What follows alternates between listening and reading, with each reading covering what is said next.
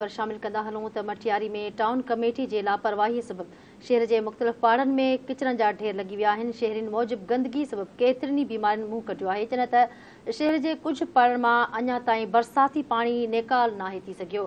हुननि चयो त बरसाती पाणी नेकाल न थियण जे करे शहरी परेशानियुनि खे मुंहुं ॾेई रहिया आहिनि ऐं मुख़्तलिफ़ बीमारियुनि पिणु मुंहुं कढियो आहे। शहरियुनि आला इख़्तियारनि खे अपील कई आहे त बरसाती पाणी नेकाल कराए सफ़ाई जो निज़ाम बहितर कयो वञे।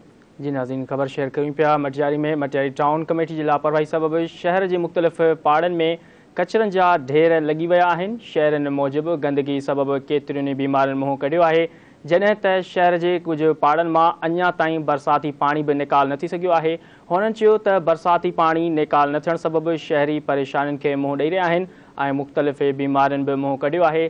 शहरियुनि आला इख़्तियारनि खे अपील कई त बरसाती पाणी कढाए करे सफ़ाई जो निज़ाम बहितर कयो वञे।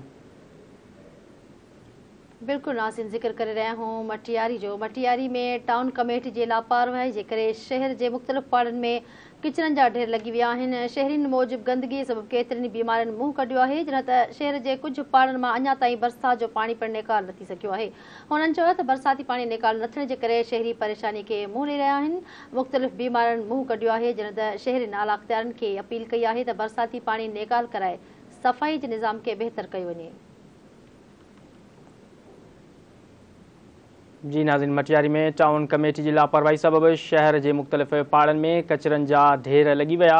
शहरनि मूजिबि गंदगी सबबि केतिरियुनि ई बीमारियुनि मुंहुं कढियो आहे।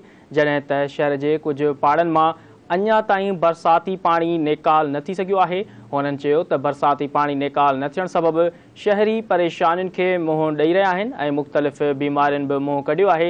शहरियुनि आला इख़्तियारनि खे अपील कई त बरसाती पाणी नेकाल कराए सफ़ाई जो निज़ाम बहितर बणाए वञे। ज़िक्र करे रहे हूं मटियारी जे टाउन कमेटी जो। मटियारी जी टाउन कमेटी जे लापरवाही जे करे शहर जे मुख़्तलिफ़ पाड़नि में किचरनि जा ढेर लॻी विया आहिनि। शहरियुनि मूजिबि गंदगीअ सबबि केतिरनि बीमारियुनि मुंहुं कढियो आहे।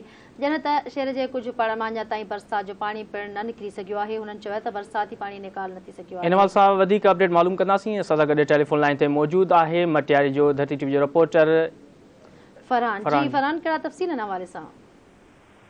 जी बिल्कुलु, अव्हांखे ॿुधायां त मटियारी टाउन कमेटी जी लापरवाही सबबि मटियारी जे मुख्य पाड़े बासिलकोटा समेत मटियारी जे मीर हसन मोहल्ला, पीरज़ादा मोहल्ला ऐं ॿियनि पाड़नि में सफ़ाई जे नाक़िस इंतज़ामनि सबबि गिटियुनि में किचिरे जा ढेर लॻी विया।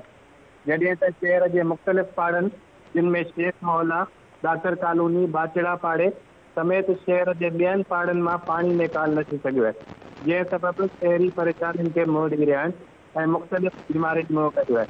शहरियुनि जो चवणु आहे त शहर मां मुकमल तौरु पाणी नेकाल कराए ॾिनो वञे ऐं रोज़ जी बुनियाद ते जेको किचिरो कढायो वञे। जी ठीकु आहे, वॾी महिरबानी, मां तफ़सील ॾिना।